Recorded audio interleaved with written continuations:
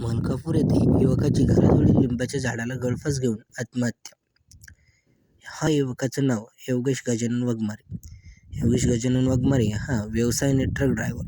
पण ज्या समाजातून तो येतो त्या समाजातील ती बाब म्हणजे मनोज जरांगे त्या समाजासाठी किंवा त्या जातीसाठी आरक्षण हे सरकारकडे मागत आहे. आता शिक्षणासाठी पैसा नसल्यामुळे योगेशने ट्रक ड्रायव्हरचा व्यवसाय निवडला होता. घरात पैसे कमवून आणायचे आणि आपली शाळा करायची असं योगेशचं नित्याने.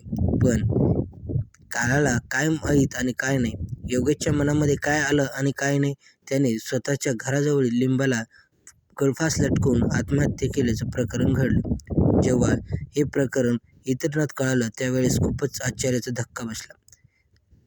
घरचे सर्व लग्नाला गेलेले असताना योगेशने हे काम केल्याचं दिसून आलं.